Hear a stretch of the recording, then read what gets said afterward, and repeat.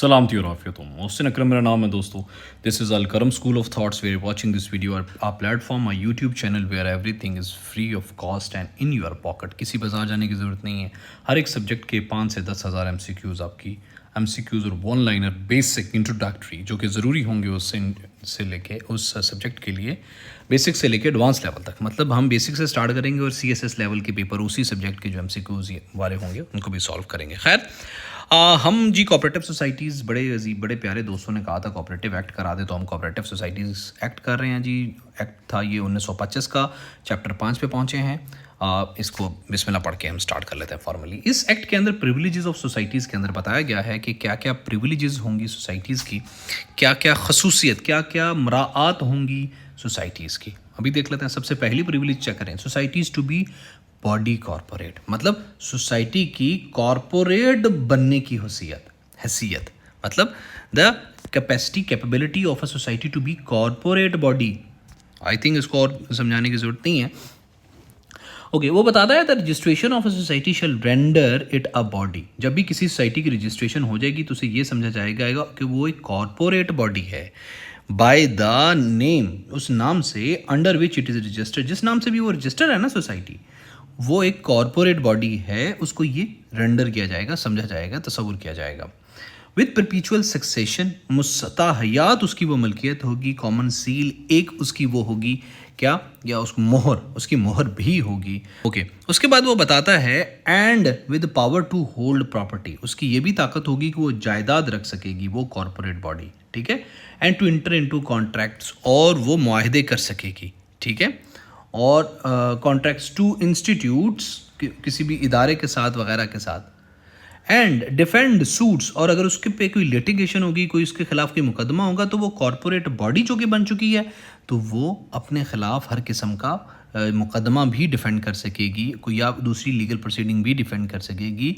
And do all things necessary for the purpose of इस constitution, और तमाम तरह हम चीज़ें कर सकेंगी जो उसके बनने की वजह होंगी। ओके इसको अगर उर्दू में आसान अल्फाज में समझाऊँ, अगर समझ नहीं आई तो, सोसाइटी की जो दोस्तों बॉडी है ना, वो कॉरपोरेट बन समझी जाएगी। मतलब ये उसकी हैसियत होगी कि वो कॉरपोरेट बॉडी की तरह फंक्शन करेगी। ये वो जो है वो एक मुस्तकिल मोहर रखेगी, हमेशा कायम रहेगी, जायदाद रख सकेगी और मुआहदे कर सकेगी। अगर कोई इसके ख़िलाफ़ कानूनी मुआहदा वगैरह, कानूनी कोई लिटिगेशन हो गया, कोई केस दायर हो गया, तो उसका दिफा कर सकेगी और अपने मकसद को हासिल करने के लिए तमाम ज़रूरी उमूर जो हैं वो सर अंजाम दे सकेगी, ठीक है। आई थिंक ये क्लियर हो गया। उससे अगले पे आते हैं, prior claim of society. Okay prior कहते हैं पिछला, प्रायर कहते हैं पहला, प्रायर कहते हैं ऐसा जो कि पहले से हो। इसमें वो बताता है पहला जो क्लेम होगा वो सोसाइटी का होगा। पढ़ लेते हैं। Subject to any prior claim of government in respect of land revenue or any money recoverable as land revenue of the landlord in respect of rent or any money recoverable as rent. Okay इसमें वो ये बताता है कि कोई भी चीज़ होगी ना, जो कोई भी मामला होगा, उसका सबसे पहला, अगर वो कोई पैसा वैसे का मामला होगा, सबसे पहला जो क्लेम होगा वो किस चीज़ का होगा, वो सोसाइटी का होगा।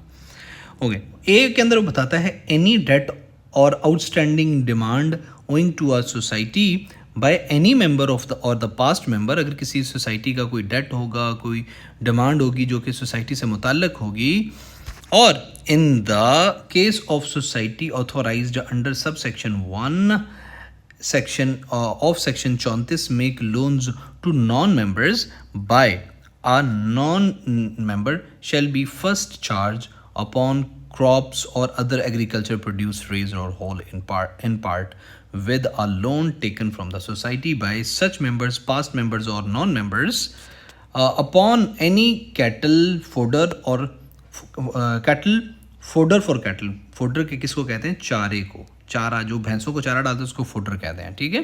For cattle, agricultural or industrial implements or machinery or raw materials for manufacturing or workshop, godown or place of business supplied or purchased by such members, past members or non members in whole or in part from any loan whether in money or goods given him by the society। Okay ये part A के अंदर वो ये बता रहा है दोस्तों कि अगर सोसाइटी का कोई रुकन या साबिक रुकन जो पहला रुकन हो, अगर वो सोसाइटी का मकरूज होगा ना, तो अगर वो उस कर्जे से कोई रकम उगाएगा या फसल वगैरह खरीदेगा या कोई भी उसके पास सामान होगा ना, तो उस चीज़ पे जो भी उसको प्रॉफिट होगा या जो भी उसके पास पैसा होगा, उसका सबसे पहला हक प्रायर क्लेम किसका होगा? सोसाइटी का होगा। इसके अंदर सिर्फ वो ये बता रहा है, ठीक है। उसके अंदर बी के अंदर वो ये बताता है उसके बाद कि any outstanding demand or dues payable to housing society, या तो एग्रीकल्चर से अगर वो ज़मीन से कुछ भी उगाएगा, जो भी फसल वगैरह लेगा, तो किसका होगा क्लेम? सबसे पहले वो सोसाइटी को कवर करेगा। उसके बाद बताता है कि अगर वो सोसाइटी हाउसिंग सोसाइटी होगी by any member or past member in respect of rent, shares, loans or purchase money or any other rights or amounts payable to such society shall be a first charge upon his interest in the immovable property of the society। यानी कि दोस्तों यहाँ पे वो ये कह रहा है कि जो सोसाइटी होगी ना, अगर वो हाउसिंग सोसाइटी होगी तो मकान में जो भी मकान होगा उसका जो रुकन होगा उसका हिस्सा सोसाइटी के वाजबात की अदायगी के लिए पहली तरजीह होगा। अगर वो हाउसिंग सोसाइटी है तो भाई वो जो मकान है ना, उसके अंदर जो भी अखराजात वगैरह हैं या उसकी बाबत जो भी अखराजात वगैरह हैं, उसके अगर कोई रेंट पे वो दी हुई है या किसी भी तरीके से अगर तो एग्रीकल्चर सोसाइटी है तो फसलों से जो पैसा आएगा सबसे पहले सोसाइटी प्रायर क्लेम सोसाइटी का होगा।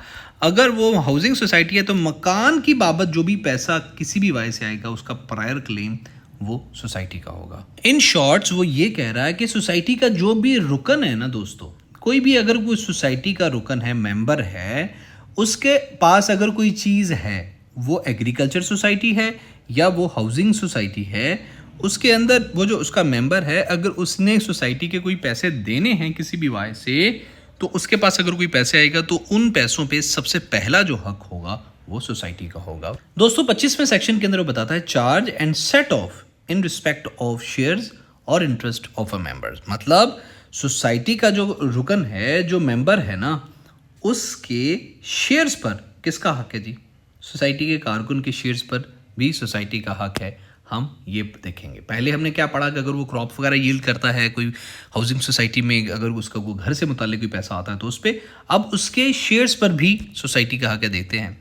आ society shall have a charge, वो चार्ज करेगी upon the share or interest in the capital and on the deposit of a member और past member जो गुज़श्ता member होगा, मौजूदा member होगा, and upon any dividend। दोस्तों डिविडेंड कहते हैं मुनाफा का हिस्सा या मुनाफे के अंदर जो होता है ना वो शेयर, उसको कहते हैं डिविडेंड।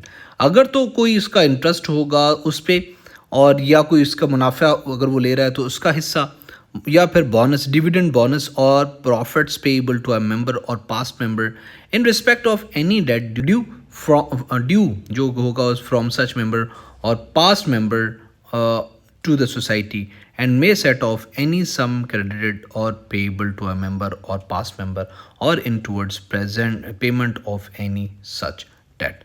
इसके अंदर दोस्तों वो ये कह रहा है कि सोसाइटी जो है ना अपने किसी रुकन के शेयर या मुनाफे या डिपॉजिट्स वगैरह से अपना कर्ज काट सकती है। अगर तो इस 25वें सेक्शन के अंदर उसने घुमा फिरा के ये बोला हुआ है कि अगर तो किसी बंदे ने कहीं पे इन्वेस्टमेंट की हुई है, उसके शेयर और उसके मुनाफे या किसी भी ऐसी जगह से वो उसके डिपॉजिट से जो उसने कहीं पे डिपॉजिट कराया हुआ, तो सोसाइटी सेट ऑफ कहते हैं कर्ज काटना, ठीक है, सेट ऑफ कर्ज काटना, charge and set of in respect, तो वो वहाँ से अपना सेट ऑफ कर सकती है, वहाँ से वो अपना चार्ज कर सकती है। 26वें सेक्शन के अंदर वो बताता है कि shares or interest not liable to attachment. Okay, वो यह कहता है कि शेयर्स को अदालत जब्त नहीं कर सकती subject to the provisions of section 25, the shares or interest of a member in the capital of a society or in any provident fund established under section 41 of this act shall not be liable to attachment or sale under any decree or order of a court of justice in respect of any debt or liability incurred किसी चीज़ के खर्चे को बर्दाश्त करना, किसी नुकसान को बर्दाश्त करना इनकरेक्ट कहलाता है। Bye such member and neither the official assignee under the insolvency Karachi division, ये मतलब ये थोड़ी और इंटरप्रिटेशन है, इस पे ना जाए। Act 1909 nor a receiver under the provincial insolvency act 1920 shall entitle to or have any claim on such share or interest। Okay इसके अंदर दोस्तों वो ये बता रहा है कि जो अदालत है ना दोस्तों, वो शेयर्स को ज़ब्त नहीं कर सकती। इसके अंदर उसने ये बताया है कि रुकन के शेयर्स या फंड को किसी अदालत के हुक्म के तहत ज़ब्त या नीलाम नहीं किया जा सकता जब तक वो सोसाइटी का वाजिबुल अलाद कर्ज ना हो। ओके अगर तो किसी बंदे पे 26वें सेक्शन के अंदर वो ये बता रहा है कि अगर किसी बंदे पे कोई कर्ज है तो अदालत उसको उस फंड्स को ज़ब्त नहीं कर सकती। अदालत के हुक्म के तहत यह ज़ब्त नीलाम नहीं किया जा सकता जब तक कि वो सोसाइटी का अगर तो वो सोसाइटी का वाजिबुल अलाद कर्ज है तो अदालत जो भी बात करेगी उस सोसाइटी से करेगी, ना कि उस बंदे से। और सोसाइटी अपने रुकन की प्रोटेक्शन करेगी और उसका ना अदालत के हुक्म के तहत उसका माल या उसकी जो प्रॉपर्टी उसको ज़ब्त या नीलाम नहीं किया जा सकता। इन 26वें सेक्शन के अंदर उसने ये बताया हुआ। 27वें सेक्शन के अंदर वो बताता है transfer of interest on death of member, कि अगर कोई बंदा कोई उसका सोसाइटी का रुकन उसकी वफ़ात हो जाती है तो उसके जो इंटरेस्ट उसके जो शेयर्स होंगे वो ट्रांसफ़र हो जाएंगे उनकी मुंतकली की बाबत। सोसाइटी का अगर वो रुकन है तो क्या क्या अहकामात आगे हम पढ़ लेते हैं सोसाइटी के रूल से।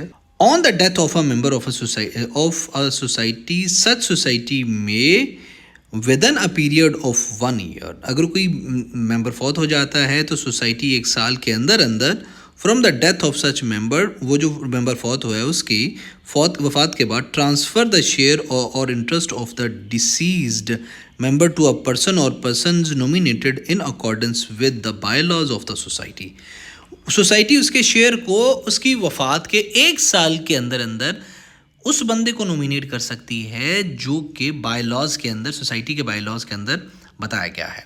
If duly admitted a member of the society, अगर वो कोई मेंबर सोसाइटी होता है in accordance with the values or bylaws of the society, और if there is no person so, अगर कोई बंदा ऐसा नहीं होता, ऐसा कोई बंदा नॉमिनेटेड नहीं होता, to such person as may appear to the committee to be their or legal representative of deceased member if duly elected a member of the society, or may pay to such nominee higher or legal representatives as the case may be, a sum representing the value of such member's share or interest is ascertained in accordance with the rules or by laws।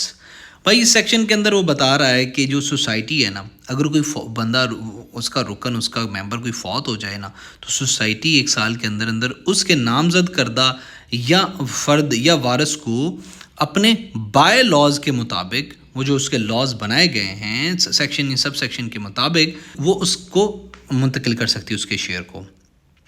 और या अगर वो share नहीं मुंतकिल कर सकती तो उसकी मालियत अदा कर सकती है। 27वें सेक्शन के अंदर ये बताया गया है। 28वें सेक्शन के अंदर लायबिलिटी ऑफ पास्ट मेंबर के बारे में है कि अगर कोई जिम्मेदारी है, अगर कोई बोझ है, अगर कोई कर्ज है, अगर कोई इस तरह से मामलात है जो कि पहले मेंबर था, उसके बाबत वो बताता है कि the liability of a past member of the debts for the debts of a society as they existed at the time when he ceased to be a member, जब वो मेंबर बना, shall continue for a period of 2 years from the date of his ceasing to be a member। यानी कि जो साबिक रुकन है ना किसी सोसाइटी का अगर उस पर कोई कर्ज है तो वो उस कर्ज का 2 साल तक जिम्मेदार होगा अपनी रुकनीयत ख़त्म होने के बाद तक भी। 29वें सेक्शन के अंदर वो बताता है liability of the state of deceased member, यानी वो जो मेंबर फौत हो चुका है ना, पहले तो उसकी जिम्मेदारी थी, ठीक है, अगर उस पर कोई कर्जा वर्जा है, अभी अगर उसका कोई तरका है, अगर उसने पीछे कोई जगह छोड़ी हुई है, कोई रकबा छोड़ा है, कोई जगह छोड़ी है, तो उसकी उस बारे में बताता है the state of a deceased member shall be liable for the debts of the society. अगर तो उस पर कोई कर्जा है तो वो जो अगर उसने तरका छोड़ा हुआ है तो वो सोसाइटी के कर्जों में की मद में जाएगी eight the time of his death for a period of 1 year. यानी मुतवफ़ी जो है, जो मेंबर है, ऐसा मेंबर उसके जो मेंबर है उसके तरके की जिम्मेदारी 1 साल तक होगी और ये जिम्मेदारी उस कमेटी की होगी जो कि सोसाइटी ने बनाई होगी। 30वें सेक्शन के अंदर रजिस्टर ऑफ मेंबर्स के बारे में बताता है। 30वां सेक्शन थोड़ा अहम है, इस बारे में ज़रा देख लीजिएगा। यानी लोगों का, अरकान का, रुकनों का, मेंबर्स का register. Any register or list of members or shares kept by any society shall be prima facie evidence, यानी वो सबसे पहला एविडेंस होगा of any following particulars entered therein. अगर तो जो भी किसी भी मामले में अगर कोई लिस्ट चाहिए, कोई फहरिस्त चाहिए, तो जो सबसे बड़ा जो होगा सबूत वो कौन सा होगा, वो रजिस्टर ऑफ मेंबर्स होगा कि बंदा फलां जगह फलां सोसाइटी का रुकन है। The date at which the name of any person was entered in such register or list as a member, the date at which any such person ceased to be a member. Okay, 30वें section के अंदर उसने बताया हुआ है कि society का हर एक मेंबर जो है रजिस्टर सबूत के तौर पर काबिल कबूल होगा। ठीक है, उसके लिए वो जो रजिस्टर है वो काबिल कबूल होगा। कोई कब रुकन बना और कब रुकनीत ख़त्म हुई, ये बात कोई अगर कहेगा ना मैं तब रुकन बना, तब मेरी फलाने डेट को मैं 10 तारीख को रुकन बना था और 20 को मेरी रुकनीत ख़त्म हुई थी, उसकी बात नहीं मानी जाएगी। इसमें जो फाइनल एविडेंस समझा जाएगा, फाइनल बात समझी जाएगी, वो किस चीज़ की समझी जाएगी, उस रजिस्टर ऑफ मेंबर्स की। वो जो सोसाइटी के अरकान का रजिस्टर है, सेक्शन 30 के अंदर वो ये बताता है कि भाई ये अगर सबूत लेना हो कि कोई कब मेंबर बना और किसने किसकी कब रुकनीत ख़त्म हुई, तो वो किसी की ज़ुबान पे नहीं अमल किया जाएगा, वो रजिस्टर के तहत समझा जाएगा, रजिस्टर में क्या लिखा हुआ। 31वें सेक्शन के अंदर वो बताता है एडमिसिबिलिटी, मानना, तस्लीम करना of a copy of entry as evidence, यानी कि सबूत के तौर पे रजिस्टर के अंदराज की नकल को मानना, तस्लीम करना, उसको एडमिसिबिलिटी यानी उसको तस्लीम करना, उसको मानना। अ copy of any entry in any book, कोई भी किसी भी एंट्री की किसी किताब के अंदर उसकी एक copy, register or list regularly kept in course of business in the possession of society shall, जाहिर सी बात है हमने पहले पढ़ा कि जो भी लिखा जाएगा उसकी कॉपी रखी जाएगी। If duly certified in such manner as may be prescribed by rules, be admissible in evidence of existence of the entry, shall be admitted as evidence for the matters and transactions therein record in every case where and to the same extent to which the original entry would, अगर जहाँ पे original entry होगी, if produced, अगर वो पाई जाएगी, have been admissible to prove such manner। भाई इस 31वें section के अंदर वो ये बता रहा है कि सोसाइटी का जो रिकॉर्ड है ना, उसकी तस्दीक शुदा जो कॉपी है वो अदालत में कानूनी सबूत के तौर पर इस्तेमाल की जा सकती है या किसी भी जगह पे कानूनी तौर पे इस्तेमाल की जा सकती है, उसकी वैलिडेशन होगी। उसको मतलब ये ऐसे ही जैसे थाने के अंदर रोजनामचा होता है ना, तो रोजनामचे को कानूनी तौर पे इस्तेमाल किया जा सकता है, मतलब कानूनी इसकी बहुत ज़्यादा अहमियत है। 32वें सेक्शन के अंदर बताता है exemption from compulsory registration of instruments relating to shares of society. Okay, वो बताता है कि nothing in section 17 sub section 1 clause B of the C registration 1908 shall apply to any instrument relating to shares in a society, notwithstanding that the assets of the society consist in all or in part of immovable property or any debenture, participation, term certificate, term finance certificate। और यार इसमें वो simple वो ना law की ज़ुबान थोड़ी घूम के होती है, इसको पढ़ ले। 32वें सेक्शन के अंदर वो ये कह रहा है कि जो रजिस्ट्रेशन है ना, उसकी एग्जम्पशन है, उसकी छूट है कि जो सोसाइटी के शेयर्स या कुछ मालियाती दस्तावेज़ात पर आम रजिस्ट्रेशन के कानून का इतलाक़ नहीं होगा। इसमें वो ये कह रहा है कि आम जो रजिस्ट्रेशन हो रही है ना, उसके ऊपर सोसाइटी के शेयर्स या कुछ भी मालियाती माल से मुतल्लिक़ जो दस्तावेज़ात हैं उन पे आम रजिस्ट्रेशन नहीं की जा सकेगी। उन पे कानूनी इतलाक उनका नहीं होगा, इसके अंदर ये कह रहा है। 33वें सेक्शन के अंदर दोस्तों वो पावर देता है to exempt from income tax. पहले उसने रजिस्ट्रेशन की छूट दे दी, अभी income tax, stamp duty, registration and court fees, इन तमाम चीज़ों से छूट दी जाती है 33वें सेक्शन के तहत। इसमें मज़ीद ये पढ़ने वाली लीगल टर्मिनोलॉजीज़ हैं, इसमें सिर्फ आपकी समझने की बात दोस्तों, ये तमाम लीगल हैं, ये लॉयर्स के लिए हैं। आपके लिए सिर्फ MCQs आएगा और MCQs में पूछा जाएगा वो 33वें सेक्शन में क्या है, और उसका आपको सिर्फ मतलब पता होना चाहिए। You are not suppose to dive into the details. MCQs को पास करने के लिए जो ज़रूरी है मैं सिर्फ वही करा रहा हूँ, इसलिए मैं बहुत डीपली जाने की ज़रूरत नहीं है। पहले मैं जाने की कोशिश कर रहा था, मुझे समझ आया कि यार इसको सिंपल जितना रखेंगे उतना स्टूडेंट्स का फ़ायदा होगा।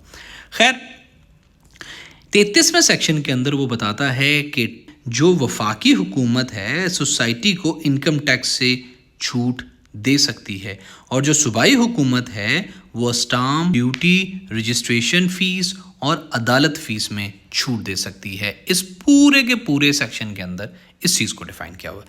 33A के अंदर वो बताता है दोस्तों कि प्रोविंशियल गवर्नमेंट में गिव लोन्स और गारंटी इंटरेस्ट और रिटर्न, यानी जो सूबाई गवर्नमेंट है, सूबाई हुकूमत है, वो कर्ज़े या ज़मानत दे सकती है with such safeguards as may be prescribed by the rules in this behalf. The provincial government may give loans to society or guarantee to the payment of the principal of debenture issued by them of interest or return thereon or both. Okay, ये कह रहा है कि हुकूमत, जो सूबाई हुकूमत है, वो सोसाइटी को कर्जा दे सकती है या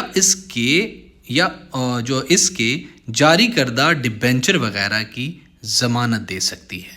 ठीक है, 33वें सेक्शन के अंदर सिर्फ उसने ये कहा हुआ, बस आपको ज़हन में रखने के लिए यही बात काफ़ी है, मज़ीद डिटेल में जाने की ज़रूरत ट्रस्ट मी नहीं है।